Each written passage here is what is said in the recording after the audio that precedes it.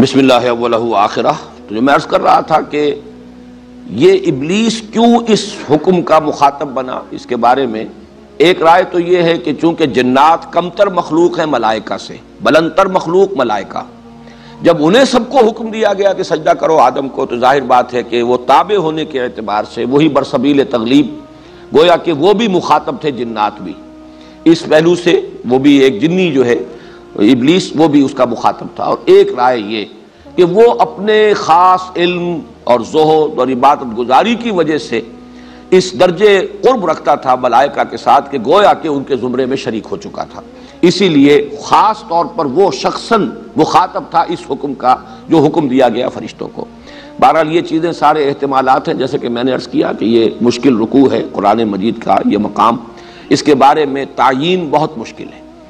البتہ یہ کہ آدم اور ابلیس کے ناموں کی بنیاد کیا ہے، یہ بات ہے کہ جس پر ذرا غور کر لیجئے آگے بڑھنے سے پہلے۔ آدم کے بارے میں جو سب سے زیادہ کثرت کے ساتھ رائے جو مقبول رائے ہے وہ یہ ہے کہ چونکہ کرسٹ آف دی ارتھ، عدیم الارض، عدیم کہتے ہیں کسی شے کا چھلکا، اوپر کا چھلکا، تو یہ جو کرسٹ آف دی ارتھ ہے یہ اس زمین کا، ہمارے اس پلینٹ کا چھلکا ہے، چونکہ اس سے اس کی پیدائش ہوئی ہے زمین سے، اس لیے آدم کہے گئے کہ عظیم الارض جو ہے اس سے ان کا وہ اس کا مادہ تخلیق ہے۔ باقی ایک یہ بھی کہا گیا ہے کہ ان کا رنگ جو ہے سرخی مائل گندمی رنگ، تو اس کے لیے بھی یہ لفظ عربی زبان میں یہی مادہ مستعمل ہے۔ اور ایک تیسری رائے یہ ہے کہ یہ جو مادہ آتا ہے الف دال میم کا، یہ مخالطت، ملنا جلنا، آپس میں کس چیزوں کا باہم جو ہے مختلط ہو جانا، اس کے لیے یہ لفظ مستعمل ہے، مل جانا۔ تو جیسے کہ معانست، انسان کے لیے بھی یہ آپس میں مانوس ہو جانا، معانست، یہ انسان کے لیے ایک لفظ کی بنیاد ہے کہ انسان کو انسان اس لیے کہا جاتا ہے کہ باہم ایک دوسرے سے مانوس ہو جاتے ہیں۔ اسی طریقے سے یہ لفظ اس معنی میں بھی چونکہ عربی زبان میں مستعمل ہے، ابلیس کے لیے یہ لفظ جیسا کہ میں نے پہلے عرض کیا تھا یہ صفاتی نام ہے۔ اس کا اصل نام کیا ہے، اس میں علم اس کا قرآن مجید میں نہیں آیا، بعض روایات میں عزازیل نام اس کا آیا ہے، قرآن میں کہیں نہیں ہے۔ ابلیس جو ہے یہ بھی اس کا صفاتی نام ہے، اس لیے کہ ابلسا یبلسو یہ آتا ہے نہایت مایوس ہو جانا، فرسٹریٹڈ، دی فرسٹریٹڈ ون، وہ کہ جو مایوس ہو جائے، جس کو کوئی امید نہ رہے۔ اب چونکہ اس سے وہ فعل جو ہے وہ سرزد ہوا، اللہ تعالیٰ کی اس نے حکم کی سرتابی کی، اور اللہ تعالیٰ نے پھر اس مقام پر تو نہیں ہے، بقیہ مقامات پر ہے کہ فخرج منہا فإنک مذموما مدحورا، کہیں فرمایا گیا فخرج منہا فإنک رجیم۔ اب وہ راندہ درگاہ ہوا اس حکم عدولی کی وجہ سے، اور اب اسے خیر کی اپنے بارے میں تو توقع نہیں۔ اب جو بھی کچھ اس نے اللہ تعالیٰ سے بعد میں مہلت مانگی، جس کا یہاں پر ذکر نہیں ہے، لیکن یہ کہ سورہ صاد میں بھی ہے کہ جب اسے اللہ تعالیٰ کی طرف سے یہ حکم دیا گیا، اس کے مردود ہونے کا اعلان کیا گیا، تو پھر اس نے کہا کہ قال رب فانظرنی الی یوم یبعثون قال فإنک من المنظرین الی یوم الوقت المعلوم۔ یہ تین آیات جو کہ سورہ ہجر میں بھی آئی ہیں، یہ دو مقامات پر کہ اس نے مہلت طلب کی کہ پروردگار میں اس بات کو ثابت کر دوں گا کہ یہ آدم کی ذریت، اس کی اکثریت تیری شکر گزار نہیں ہوگی، بلکہ میں ان کو گمراہ کروں گا۔ اس نے جو چیلنج بھی دیا ہے یہ مختلف مقامات پر، لیکن چونکہ جیسا کہ میں عرض کر چکا ہوں قرآن مجید کے وہ حصے نازل تو ہو چکے تھے پہلے اس مقام سے جو ہم پڑھ رہے ہیں، وہ تو چونکہ مکی صورتیں ہیں، سورہ صاد بھی، طٰہٰ بھی، سورہ کہف بھی، سورہ بنی اسرائیل بھی، سورہ ہجر بھی، سورہ اعراف بھی، یہ 6 مقامات ہیں جن پر کہ یہ واقعہ آیا ہے۔ یہاں تو صرف ایک آیت میں اس کا لب لباب، اس لیے کہ اس معلوم ہو جائے کہ انسان کا دشمن ازلی جو ہے وہ یہ ابلیس ہے۔ اس ابلیس کی ذریت بھی، اور بھی جنات میں سے جو اس کی پیروی کرے، اور انسانوں میں سے جو اس کے پیروکار بن جائیں، اس کے حلقہ بگوش بن جائیں، یہ شیاطین جن و انس، یہ ہے کہ جو یہاں پر شر کے پھیلانے کی ایجنسی ہے،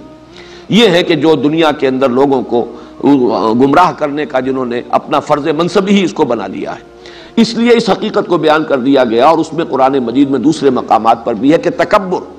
یہاں تو صرف ایک لفظ آیا ہے ابا، اس نے انکار کیا، واستکبر، اور استکبار کیا، لیکن دوسرے مقامات پر ہے انا خیر منہ خلقتنی من نار وخلقتہ من طین اسجد لمن خلقت طینا، کیا میں اس کو سجدہ کروں جسے تو نے بنایا ہے مٹی سے، گارے سے؟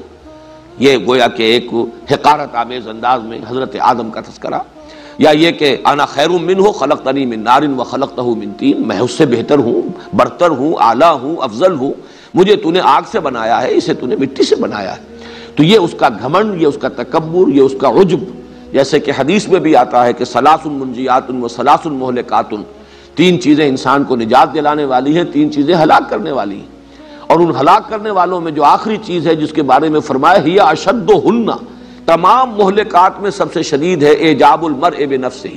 انسان کے اندر گھمنڈ پیدا ہو جائے، اپنی برتری کا احساس پیدا ہو جائے، تو یہ اس کو ہلاک کرنے کے اندر سب سے زیادہ مؤثر شے جو ہے، اس کی تباہی اور بربادی کی سب سے بڑی وجہ یہ اعجاب ہے۔ تو اس نے انا خیر منہ اپنی برتری کا احساس کیا، اور اسی گھمنڈ کی وجہ سے، تکبر کی وجہ سے اس درجے اس میں یہ سرکشی پیدا ہوئی کہ اللہ تعالیٰ کے حکم سے سرتابی کی اور انکار کر دیا سجدہ کرنے کو حضرت آدم سے۔ اب یہاں پہ اصل بات جو سمجھنے کی، جو میں نے عرض کیا تھا کہ ان کی جو تعویل ہے، لا یعلم تعویلہ الا اللہ، ان کے واقعات کیسے ہوئے، کس طرح ظہور پذیر ہوئے، یہ تصور تو ہم نہیں کر سکتے کہ کوئی بہت بڑی جگہ ہو اور وہاں تمام فرشتے جمع ہوں اور حضرت آدم بھی ہو، اور بعض اللہ تعالیٰ بھی سب کے سامنے کہیں اس محفل میں صدارت فرما رہے ہوں، اور پھر وہاں حکم دیا گیا ہو کہ سجدہ کرو آدم کو۔ یہ تو کچھ عالم غیب کی باتیں ہیں، یہ بھی ہم یقین سے نہیں کہہ سکتے کہ حضرت آدم کو بھی یہ معلوم ہوا یا نہیں ہوا کہ یہ مجھے سجدہ کرایا گیا ہے، اس لیے کہ بعد میں جو ان سے خطا ہوئی ہے اس سے، اور اس کے بارے میں جو ابلیس نے جس طریقے سے انہیں ورغلایا ہے کہ یہ تمہیں جو روکا گیا ہے اس درخت کا پھل کھانے سے، وہ اس لیے کہ کہیں تم فرشتے نہ بن جاؤ، تو تکونا ملکین، کہ کہیں تم فرشتے نہ بن جاؤ۔ اگر حضرت آدم علیہ السلام کو وہ شعور اس طرح کا ہوتا اور علم کہ یہ فرشتے تو سب میرے سامنے جھکائے گئے ہیں اور مجھے انہوں نے سجدہ کیا ہے، تو معلوم ہوتا ہے کہ پھر اس کا کوئی منطقی بات جو ہے اس میں معلوم نہیں ہوتی کوئی ربط، کہ اس کے باوجود یہ ابلیس انہیں یہ کہہ کر ورغلاتا کہ اللہ نے تمہیں اس لیے روکا اس درخت سے کہ کہیں تم فرشتے نہ بن جاؤ۔ انہیں تو یہ معلوم ہونا چاہیے تھا کہ میں تو افضل ہوں فرشتوں سے، فرشتے تو میرے سامنے سربسجود ہوئے ہیں۔ اس اعتبار سے کوئی دلیل اور وسوسہ اندازی کے لیے کوئی بنیاد جو ہے کہ وہ کہیں تم فرشتے نہ بن جاؤ، یہ وجہ ہے، یہ بات جو ہے معقول نہیں بنتی۔ اس لیے میں عرض کر رہا ہوں کہ یہ کیسے ہوا ہے، حضرت آدم علیہ السلام کو بھی خود یہ علم میں آیا کہ نہیں آیا، لیکن یہ کہ حکم فرشتوں کو دیا گیا اور وہ سب کے سب جھک گئے، انہوں نے سجدہ کیا۔ اس کی اصل کانوٹیشن ہے کیا؟ وہ کانوٹیشن یہ ہے جو خلافت کے ساتھ متعلق ہے، اس کا یہ مفہوم اور مطلب کہ جب اللہ تعالیٰ خلافت عرضی عطا فرما رہا ہے، قوت تسخیر عطا فرما رہا ہے آدم کو اور ان کی ذریت کو، تو یہ جو اللہ تعالیٰ کی اس عالمی اور کائناتی جو سلطنت ہے، اس کے جو کارکن ہے، اس کی جو سول سروس ہے، اگر وہ آدم کا حکم نہ مانے تو ظاہر بات ہے کہ آدم تو ایک قدم یہاں چل نہیں سکتا۔ ہمیں جو ارادے کی آزادی دی گئی ہے، جو چوائس دیا گیا ہے، میں چلنا چاہتا ہوں کسی خیر کے کام کی طرف، تو نہ معلوم کتنی فورسز آف دی نیچر ہیں کہ جو اس راستے کے اندر اس میں متعلق ہیں، اور ان میں سے ہر ایک کے اوپر فرشتے معمور ہیں۔ اگر فرشتے قدم قدم پر میرے لیے رکاوٹ بن جائے، راستہ جو ہے میرا روک دے، تو میں اپنے کسی ارادے کو پایہ تکمیل تک نہیں پہنچا سکتا۔ آدم کو جب خلافت دی گئی اور تسخیر کائنات تک کا امکان اس میں رکھ دیا گیا، تو کل ملائکہ جو ہیں، اسی لیے دو مقامات پر قرآن مجید میں اس قدر زور ہے، فسجد الملائکۃ کلہم اجمعون، تو سجدہ کیا سب فرشتوں نے، الملائکہ میں بھی حصر ہے، پھر یہ کہ کلہم مزید اس کی تاکید، سب کے سب بلا استثناء، اجمعون سب نے مل کر جمع ہو کر ایک ہی دم یکبارگی، غالباً اس کا مفہوم ہوگا۔ تو یہ جو تاکید اتنی ہے اس لیے ہے کہ جب خلافت عطا کی گئی ہے تو اللہ کے حکم سے اب فرشتے گویا کہ مطیع بنا دیے گئے انسان کے، اپنے ارادے سے، اپنے چوائس سے، یہ خیر کی طرف بڑھنا چاہے ٹھیک ہے، راستہ کھلا ہے، جائیے جدھر جانا چاہے۔ اس لیے نہیں کہ آدم ان سے اس اعتبار سے جو ہے وہ جو صحیح یا غلط کام کرنا جو ہے ان کے لیے وہ نتیجہ تو پھر نکلے گا آخرت کے اندر، اللہ تعالیٰ جب حساب لے گا، لیکن اس وقت اللہ نے آزادی دی ہے، اور اس وقت اس کے ارادے کی آزادی کے آگے اس کے راستے میں کوئی فرشتہ رکاوٹ نہیں ڈالے گا، کل کائنات مسخر ہے۔ البتہ جب وہ وقت آئے گا، یہی فرشتے ہوں گے کہ جو ہتھکڑیاں لگائیں گے، یہی ہوں گے جو بیڑیاں ڈالیں گے، یہی ہوں گے جو گھسیٹ گھسیٹ کر جہنم میں اوندھے منہ جھونکیں گے لوگوں کو۔ لیکن یہ کہ اس وقت ان کو جو حکم دیا گیا ہے خلافت عرضی عطا کیے جانے کے ناطے، یہ گویا کہ اس کا ایک سمبل، اس کی ایک علامت کہ تمام فرشتے، اس لیے کہ سجدہ در حقیقت ویسے تو ضروری نہیں کہ وہ سجدہ جو ہے پیشانی زمین پر ٹکائیں تو اسی کو سجدہ کہا جائے، ذرا سا جھک جانا یہ بھی سجدہ ہے۔ سجدہ تعظیمی جو ہے اس سے پہلے جائز رہا ہے، شریعت محمدی میں آ کر اسے مطلقاً حرام کیا گیا ہے، ورنہ یہ کہ ذرا جھک کر تعظیم کرنا کسی کی، یہ تمام چیزیں جو ہے یہ سابقہ شریعتوں میں بھی اس کی اس درجے شدت کے ساتھ یعنی بندش نہیں تھی، بلکہ تعظیماً جھکا جا سکتا تھا۔ اسی کو دلیل آج کل بھی بعض لوگ بناتے ہیں کہ سجدہ تعظیمی جو ہے وہ اگر کہیں بزرگوں کو، اولیاء اللہ کو یا ان کی قبروں کو اگر کر لیا جائے تو کوئی حرج نہیں ہے، اور وہ قیاس کرتے ہیں سابقہ چیزوں پر، حالانکہ شریعت محمدی میں سجدہ مطلقاً حرام ہے اللہ کے سوا کسی کو۔ لیکن سجدہ جو بھی ہے در حقیقت وہ علامت ہے تذلل کی، تذلل اور کسی کا مطیع ہو جانا، کسی کا منقاد ہو جانا، کسی کے حکم کے سامنے سر تسلیم خم کر دینا، یہ سر تسلیم خم کر دینا یہ بھی ایک طرح کا سجدہ ہے۔ تو یہ گویا کہ فرشتوں کو اللہ تعالیٰ نے چونکہ خلافت آدم کو عطا کی ہے تو فرشتوں کو ان کا مطیع بنا دیا ہے۔ یہ سجدہ اس اطاعت کی علامت ہے، اس کا سمبل ہے، یہ ہے اس کا اصل حاصل جو اصل مضمون ہے۔ جیسا کہ میں نے کل عرض کیا تھا کہ اصل مضامین کیا ہے، آدم کا مقام کیا ہے، یہ فلسفے اور حکمت دین کا ایک اہم موضوع ہے۔ وہ خلیفۃ اللہ ہے فی الارض، آدم اور ذریت آدم۔ اس خلافت کی اساس کیا ہے؟ اس خلافت کی اساس، بلکہ میں دیکھ رہا تھا مولانا عبد الباجی دریابادی مرحوم نے مولانا اشرف علی تھانوی رحمۃ اللہ علیہ کا ایک جملہ نقل کیا ہے کہ خلافت کی بنیاد زہد اور طاعت گزاری نہیں ہے، خلافت کی بنیاد علم اور فہم ہے۔ چنانچہ یہ بات جو ہے اسی مقام پر انہوں نے کوٹ کیا ہے کہ خلافت کی بنیاد اطاعت اور زہد اور عبادت گزاری نہیں ہے۔ یہ تو کر رہے تھے فرشتے بھی، نحن نسبح بحمدک ونقدس لک، یہ چیزیں تو بتمام و کمال فرشتوں میں موجود تھی۔ جب یہ ڈیمونسٹریشن کرائی گئی، علم آدم الاسماء کلھا ثم عرضهم علی الملائکۃ فقال انبئونی باسماء ہؤلاء ان کنتم صادقین، تو گویا کہ یہ بات ظاہر کر دی گئی کہ خلافت کی بنیاد علم ہے۔ اور یہاں جو وضاحت میں کر چکا ہوں میرے نزدیک وہ انسانی علم ہے، علم وحی نہیں۔ علم وحی کا سلسلہ جو ہے اس رکوع کے آخر میں آئے گا، فَإِمَّا يَأْتِيَنَّكُم مِّنِّي هُدًى فَمَن تَبِعَ هُدَايَ فَلَا خَوْفٌ عَلَيْهِمْ وَلَا هُمْ يَحْزَنُونَ، اس سے تعلق امامت کا ہے، اس خلافت عرضی کا تعلق جو ہے وہ اس علم سے ہے۔ یہی وجہ ہے کہ دنیا میں ترقی جو ہے اس سے وہ مسئلہ بھی حل ہو جاتا ہے کہ جو قومیں اس میں آگے نکل گئی ہیں، زمین پہ غلبہ انہی کا ہوا ہے، اگرچہ ان کے پاس ایمان نہیں ہے، اگرچہ وہ اللہ کو بھی مانتے ہیں یا نہیں مانتے ہیں تو 100 شرک جو ہے کر رہے ہیں، حضرت مسیح کو خدا کا بیٹا بنایا ہوا ہے، شریعت کو پس پش ڈالا ہوا ہے، شدید گمراہی میں ہے، اخلاقی پستی کے اندر مبتلا ہے، یہ سب کچھ ہے، لیکن ان کے پاس زمین کا اختیار ہے، زمین کی قوت ہے، اقتدار ان کو دیا گیا ہے۔ تو معلوم ہوا کہ اصل شے جو ہے اس زمین کی خلافت جو ہے اس کا تعلق اس ہدایت سے نہیں، اس کا تعلق اس علم سے ہے جو علم الاسماء کی بنیاد پر ہے اور جو حضرت آدم کو اور ان کی ذریت کو گویا کہ بالقوہ عطا کر دیا گیا تھا۔ تیسری بات جو ان آیات میں آئی وہ یہ کہ اس خلافت کا منطقی نتیجہ تھا کہ تمام فرشتے، یہ کارکنان قضاء و قدر جو ہے، جن کی تعداد وما یعلم جنود ربک الا ھو، جن کی تعداد کسی کو معلوم نہیں، جن کے جنود مجندہ جو ہے، ان کو سب کو آدم کے سامنے فسجد الملائکۃ کلھم اجمعون، اس لیے کہ جب کسی کو وائس رائے بنا کر یہاں بھیجا جاتا تھا تو ظاہر بات ہے کہ یہاں کی سارے کارکنان جو ہیں حکومت کے وہ گویا کہ اس کی اطاعت کے پابند ہوتے تھے۔ اس معنی میں جب خلافت عرضی عطا کی گئی تو یہ جو ہڈن گورنمنٹ ہے کائنات کی، اس کے جتنے بھی کارکنان قضاء و قدر ہیں، اس کے جتنی بھی یہ سول سروس ہے، اس سب کو تابع فرمان کر دیا گیا ہے آدم کا۔ یہ ہے در حقیقت اس کا اصل خلاصہ، اس کا لب لباب۔ وَقُلْنَا يَا آدَمُ اسْكُنْ أَنْتَ وَزَوْجُكَ الْجَنَّةَ، اب ایک ڈیمونسٹریشن تو کرائی گئی فرشتوں کے سامنے کہ ہم نے آدم کو جو خلافت ہم دے رہے ہیں علم عطا کیا ہے، علم اسماء عطا کیا ہے جو تمہیں نہیں دیا گیا۔ اب دوسری ڈیمونسٹریشن کرانی مقصود ہے آدم کے سامنے، یہ کہ تمہارا یہ دشمن جس نے تکبر کی بنیاد پر انکار کیا جھکنے سے، ایک تمہارا ازلی دشمن ہے اور یہ تمہیں ورغلائے گا، تمہیں تباہ کرنے کی اور برباد کرنے کی پوری کوشش کرے گا۔ میں چند الفاظ آپ کو سنا دیتا ہوں چونکہ اس مقام پر تو نہیں ہے، لیکن جن الفاظ میں کہ ابلیس نے پھر چیلنج کیا ہے اور آدم اور ذریت آدم سے اپنی دشمنی کا اعلان کیا ہے کھلم کھلا، سورہ صاد میں فرمایا قال فبعزتک لأغوینہم اجمعین، تو پھر اس نے کہا جب اسے مہلت دے دی گئی کہ جاؤ تمہیں مہلت ہے، تمہیں قیامت تک کے لیے، یوم یبعثون تک کے لیے تمہیں مہلت دی گئی ہے، تم انہیں جس طریقے سے چاہو گمراہ کرنے کی کوشش کر لو۔ تو اس نے پھر اب دھڑلے سے جو بات کہی، قال فبعزتک لاغوینہم اجمعین، پروردگار اب تیرے عزت اور اقتدار کی قسم میں ان سب کو گمراہ کر کے چھوڑوں گا، الا عبادک منہم المخلصین، سوائے تیرے ان بندوں کے جنہیں تو اپنا خود ہی بنا لے۔ مخلص یہاں پر اس میں مفعول آیا ہے،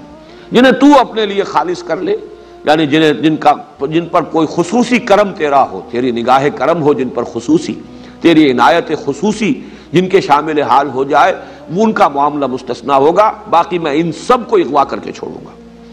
سورہ بنی اسرائیل میں بھی اس نے یہ جو کہا تھا، جب سجدے کا حکم دیا گیا، جو الفاظ اس کے نقل ہوئے، قال ارأیتک ھذا الذی کرمت علی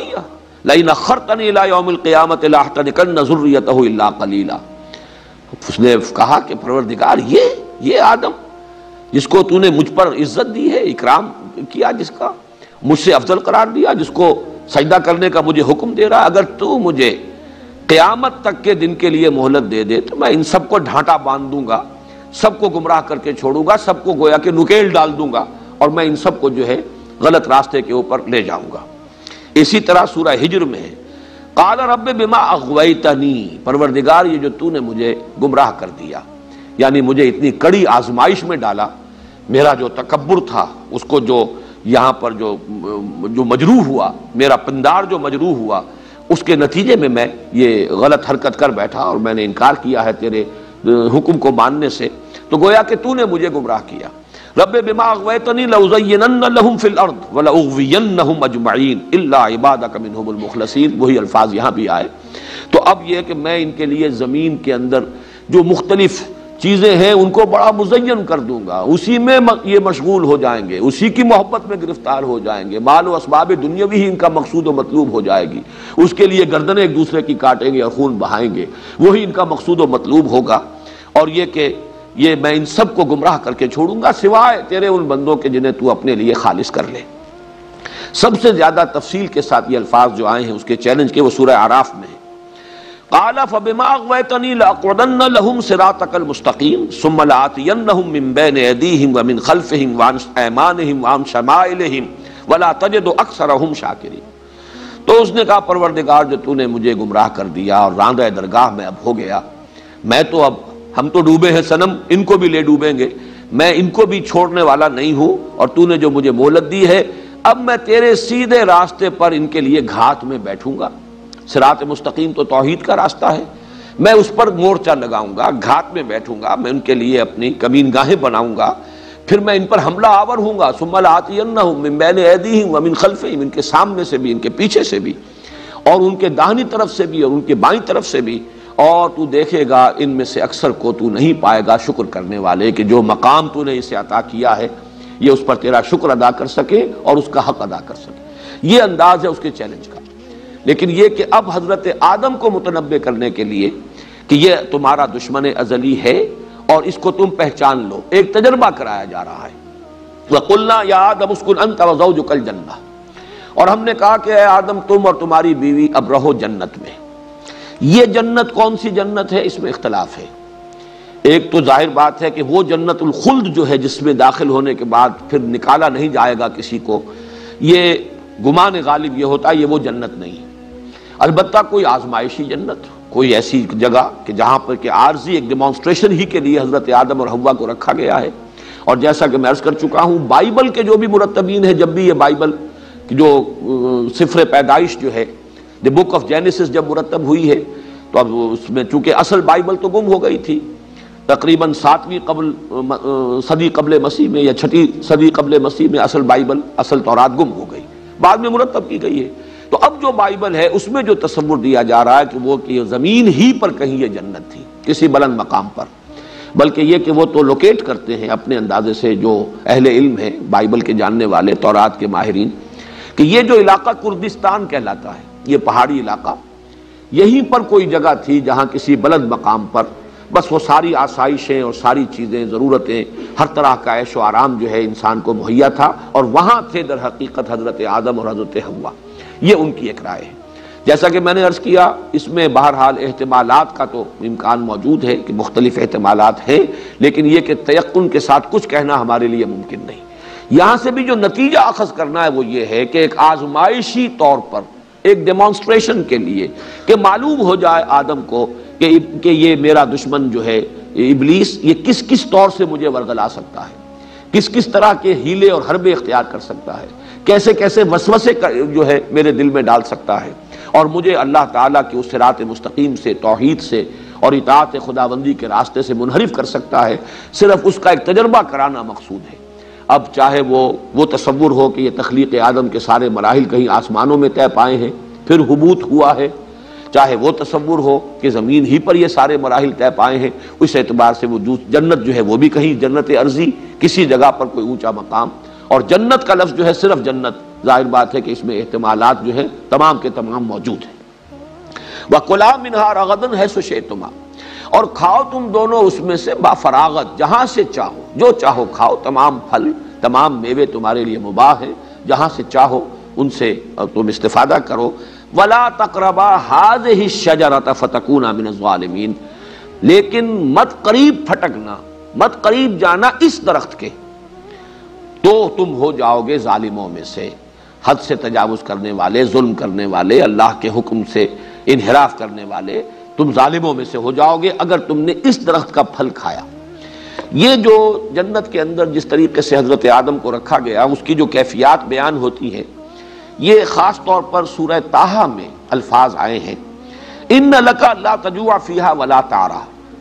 اے آدم تمہارے لیے یہاں اس جنت میں جس میں ہم تمہیں رکھ رہے ہیں، تمہیں یہ کیفیات حاصل رہیں گی کہ نہ تمہیں بھوک ستائے گی، بھوک لگے گی نہیں، ولا تعریٰ، نہ عریانی لاحق ہوگی، وَأَنَّكَ لَا تَظْمَأُ فِيهَا وَلَا تَضْحَىٰ، اور نہ تمہیں اس میں پیاس کی شدت محسوس ہوگی، پیاس کا احساس ہوگا، نہ ہی کئی دھوپ کی کیفیت جو ہے، دھوپ کے ستانے کی اور گرمی اور اس کی حدت اور تمازت کا کوئی احساس ہوگا۔ یہ الفاظ ہیں کہ جن میں تعبیر کی گئی ہے اس جنت کی کیفیت کی جس میں حضرت آدم علیہ السلام کو، حضرت حوا سلام علیہا کو رکھا گیا ہے۔ باقی کسی اور جگہ پر اس کی کوئی اور تفصیل نہیں ہے، اس کا جو اس سے تعلق ہے وہ میں ابھی بعد میں بیان کروں گا۔ باقی رہ گیا یہ سوال کہ وہ درخت کون سا تھا، اس کی قرآن مجید نے قطعاً کہیں کوئی اس کی وضاحت نہیں کی، بلکہ صاف نظر آ رہا ہے کہ اس بحث سے قرآن مجید نے گویا کہ اعراض کیا ہے، ہذہ الشجرہ، گویا کہ اشارہ کر کے بتا دیا ہے کہ یہ درخت، بس اس سے زیادہ کوئی وضاحت نہیں کی ہے۔ اسپیکولیشنز مختلف کی گئی، چنانچہ بائبل کے جو مرتبین ہیں انہوں نے اسے ٹری آف نالج قرار دیا ہے، یہ علم کا، ظاہر بات ہے اس کی نفی تو قرآن مجید کے اعتبار سے تو نفی ہو جائے گی، علم تو آدم کو دیا گیا ہے، تو ٹری آف نالج کو فاربیڈن قرار دینا اور اسے ان کے لیے ممنوع، شجر ممنوعہ قرار دینا، گویا کہ قرآن مجید کے ساتھ اس کی قطعاً کوئی مطابقت نہیں ہے۔ البتہ کچھ اور خیالات ایسے ہیں کہ خاص طور پر میں یہاں تذکرہ کر رہا ہوں شاہ عبد القادر دہلوی رحمۃ اللہ علیہ کا، صاحب مظہر القرآن، انہوں نے کچھ تصور یہ ظاہر کیا ہے کہ اس درخت کا پھل کھانے سے پہلے تک جنت میں جو کیفیت تھی کہ کوئی ہوائج انسانیہ جو ہیں وہ حضرت آدم کو، حضرت حوا کو لاحق نہیں تھے۔ یہ جو ہوائج انسانیہ ہیں، یعنی کھانا پینا نہیں ہے، نہ بھوک لگے گی نہ کھائیں گے، نہ پیاس لگے گی نہ پیئیں گے، ظاہر بات ہے کہ پھر بول و براز کا سارا مسئلہ جو ہے وہ تو متعلق ہے کھانے پینے سے، گویا کہ ان کے ساتھ ابھی یہ کیفیت وہاں نہیں تھی۔ انک لا تجوع فیہا ولا تعریٰ وانک لا تظمأ وانک لا تظمأ فیہا ولا تضحیٰ۔ اب اس سے استدلال جو ہے خاصا میں سمجھتا ہوں کہ قوی بنتا ہے کہ بھوک نہیں لگے گی۔ اس کا ایک مفہوم یہ بھی لیا گیا کہ ہر شے اتنی آسانی سے دستیاب ہوگی کہ جب بھوک لگے گی کھا لو گے، تو بھوک کا کبھی کوئی تمہیں تجربہ نہیں ہوگا۔ لیکن شاہ عبد القادر کا کہنا یہ ہے کہ وہ جنت، اب اس میں یہ بھی ہو سکتا ہے کہ حضرت آدم علیہ السلام، اگر تو وہ مانا جائے کہ زمین ہی پر کوئی ایولیوشن کے ذریعے سے وہ ترقی پا کر وہاں آئے ہیں، تو ظاہر بات ہے کھانا پینا، بول و براز وہ تو گویا کہ ابتدا سے ان کے ساتھ تھا۔ ہو سکتا ہے کہ اگر اس تصور کو مانا جائے کسی درجے میں کہ کوئی عارضی دور ان پر ایسا طاری کیا گیا ہے، ایک آپ اس کو ایک رویا بھی کہہ سکتے ہیں، ایک طویل خواب کی شکل بھی کہہ سکتے ہیں، تجربہ کرانا مقصود ہے صرف یہ کہ تمہارا یہ دشمن تمہیں اس طور سے گمراہ کر سکتا ہے۔ اور اگر یہ وہی جنت ہے، کوئی آسمانی جنت ہے جس پر رکھا گیا ہے، اور اس میں حضرت آدم علیہ السلام اور حضرت حوا کی تخلیق اس طور سے ہوئی ہے کہ وہی بنائے گئے ہیں، اس خاک کے پتلے کو بنا کر اسی طریقے سے اس میں پھونک ماری گئی ہے، جیسا میں کل بیان کر چکا ہوں، وہ چیز بھی قرآن مجید کے بیان سے مطابقت رکھتی ہے، اور وہ اگر مفہوم سامنے رکھا جائے تو وہ بھی فٹ ہوتا ہے قرآن کے بیان میں۔ تو پھر یہ کہا جا سکتا ہے کہ جو شاہ عبد القادر کہہ رہے ہیں کہ اس وقت ابتدائی کوئی کیفیت ایسی ہو کہ ابھی حوائج ضروریہ، کھانا پینا، بول و براز، اسی طرح کوئی بھی شہوت کا جذبہ، کوئی جنسی کوئی عمل جو ہے وہ ابھی ان کے علم میں نہیں تھا، ان کے شعور میں نہیں تھا، لیکن یہ کہ اس درخت کا پھل کھانے کا نتیجہ یہ نکلا۔ اسی لیے علامہ اقبال نے بھی اپنے لیکچرز میں تعبیر کیا ہے یہ استعاراتی انداز میں کہ شاید یہ پہلا سیکشول ایکٹ تھا جس کو کہ وہ درخت سے تعبیر کیا گیا ہے، اس لیے کہ شیطان نے جو اغوا کیا تھا وہ یہ بھی تھا کہ کہیں تم ہمیشہ رہنے والے نہ بن جاؤ، اور یہی در حقیقت تناسل جو ہے انسان کا، توالد و تناسل، یہی ہے جو اس کے خلود کا ایک سبب بنتا ہے کہ نسل انسانی کو ایک دوام حاصل ہو رہا ہے اسی تناسل اور توالد کے ذریعے سے۔ بہرحال یہ مختلف آراء، مختلف خیالات ہیں، لیکن یہ کہ جو اصل لب لباب ہے وہ یہ ہے کہ صرف ایک آزمائشی اور ڈیمونسٹریشن کے لیے یہ متنبع کر دیا جائے کہ یہ تمہارا دشمن ہے جس سے تمہیں خبردار رہنا ہے، انہیں ایک تجربہ کرایا گیا ہے۔ یہ تجربہ کہاں ہوا، اس تجربے کی تفصیلات کیا ہیں، زمین پر ہوا، آسمان پر ہوا، اور پھر یہ کہ وہ کس کیفیت میں حضرت آدم اور حضرت حوا تھے، جیسے کہ ایک رائے میں شاہ عبد القادر کے حوالے سے بیان کر رہا ہوں۔ یہ سب جو ہے یہ ہمارا ایک تصور، تخیل ہو سکتا ہے، کوئی اس کے لیے مرفوع روایات موجود نہیں ہے، کوئی اس کے بارے میں تفصیلی چیزیں خود قرآن مجید کے دوسرے مقامات سے بھی ہمیں معلوم نہیں ہوتی۔ البتہ یہ کہ ایک درخت معین کر دیا گیا کہ اس میں جنت میں سے جہاں سے جو چاہو کھاؤ سوائے اس درخت کے، وَلَا تَقْرَبَا هَٰذِهِ الشَّجَرَةَ فَتَكُونَا مِنَ الظَّالِمِينَ، تو تم ہو جاؤ گے ظالموں میں سے۔ فَأَزَلَّهُمَا الشَّيْطَانُ عَنْهَا، تو پھسلا دیا، زلہ پھسل جانا، ازلہ اذلال باب افعال سے پھسلا دیا، فَأَزَلَّهُمَا الشَّيْطَانُ عَنْهَا، شیطان نے ان دونوں کو، آدم اور حوا کو پھسلا دیا اس سے، فَأَخْرَجَهُمَا مِمَّا كَانَا فِيهِ، تو نکال دیا ان دونوں کے اس میں سے جس میں کہ وہ تھے۔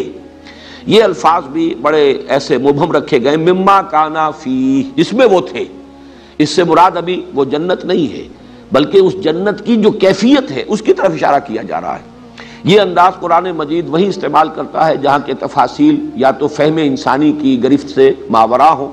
جیسے کہ جو معراج کا تذکرہ آیا ہے کہ جب کہ ڈھانپے ہوئے تھا اس بیری کے درخت کو، اذ یغشی السدرۃ ما یغشی، جبکہ ڈھانپے ہوئے تھا اس بیری کو جو ڈھانپے ہوئے تھا۔ اب وہ کیا تھا یہ تمہارے فہم سے ماورا ہے، لہذا اس کی کوئی تفصیل یہاں نہیں دی جا رہی، بس ڈھانپے ہوئے تھا جو ڈھانپے ہوئے تھا۔ لقد رأى من آیات ربہ الکبریٰ، اس وقت نبی نے صلی اللہ علیہ وسلم اپنے رب کی عظیم آیات کا مشاہدہ کیا۔ لیکن یہ انداز بھی یہاں پر ہے، اخرجہما مما کانا فیہ، انہیں نکلوا دیا ان دونوں کو اس کیفیت میں سے، اس حالت میں سے جس میں وہ تھے۔ اب اس کی تعبیر جو ہے اگر سورہ طٰہٰ کے اس مقام کے حوالے سے کی جائے تو وہ بات شاہ عبد القادر صاحب کی جو ہے اس کے ساتھ جو ہے مربوط ہو جائے گی، اور وہ یہ کہ انہیں اب بھوک لگنی شروع ہوئی جو کہ پہلے نہیں تھی، یا کوئی مشقت کا مسئلہ تھا کہ جو پہلے نہیں تھا، اب وہ دھوپ نے بھی ستایا کہ جو پہلے کیفیت نہیں تھی، اور بول و براز کا معاملہ بھی شروع ہوا کہ جو پہلے نہیں تھا، اسی طریقے سے جنسی عمل اور سیکشول انٹرکورس کا معاملہ کہ جو اس سے پہلے نہیں ہوگا وہ شروع ہوا۔ اس اعتبار سے وہ تمام کیفیات مولانا اصلاحی صاحب یہاں بڑی خوبصورتی سے نکل گئے ہیں، اس لیے کہ قرآن مجید کے دو مقامات پر یہ آتا ہے کہ اس درخت کا پھل کھانے کا جو نتیجہ نکلا وہ یہ تھا، فَبَدَتْ لَهُمَا سَوْآتُهُمَا وَطَفِقَا يَخْصِفَانِ عَلَيْهِمَا مِنْ وَرَقِ الْجَنَّةِ، ظاہر ہو گئے ان کے لیے ان کی شرمگاہیں یا ان کے جو بھی اعضائے جنسی کہیے یا بول و براز بھی انہی سے متعلق ہے، سوآتہما، تو یہ دونوں ان پر کھل گئے، ظاہر ہو گئے، اور پھر وہ گانٹنے لگے اپنے اوپر اپنے شرمگاہوں کو ڈھانپنے کے لیے انہوں نے درختوں کے پتے جو ہیں من ورق الجنہ، جنت کے درختوں کے پتوں کو گانٹ کر اپنے لیے لباس بنایا۔ اب اس میں تعبیر کیا ہوئی ہے، اس درخت کی کیا وہ تاثیر تھی، آیا پہلے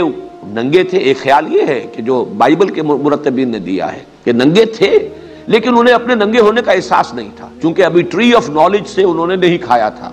شعور ابھی انہیں حاصل نہیں ہوا تھا، گویا کہ ان کا اپنا جو ایک فلسفہ ہے جو ارتقاء کا، اس کے اعتبار سے ابھی وہ حیوانیت کی سطح سے نکلے ہی تھے، ابھی ان کے اندر کوئی اپنے سطر کا اور اس کے بارے میں کوئی شرم کا احساس جو ہے پیدا نہیں ہوا تھا۔ اس وجہ سے جیسے ہی وہ کھایا انہوں نے تو ان کو احساس ہوا، شعور پیدا ہو گیا اپنے سطر کا اور اپنی شرمگاہوں کا انہیں احساس ہوا، تو انہوں نے پھر پتے جو ہیں ان کو گانٹھ کر اور اپنے لیے لباس اور سطر کا بندوبست کرنا شروع کیا۔ قرآن کے الفاظ میں یہ فبدت لہما سوآتہما، ظاہر ہو گئے، کھل گئے ان پر، منکشف ہو گئے ان پر ان کی شرمگاہیں۔ فطفقا یخصفان علیہما من ورق الجنہ، اب وہ، بلکہ بائبل کے مرتبین نے تو فگ ٹری کہا ہے اسے،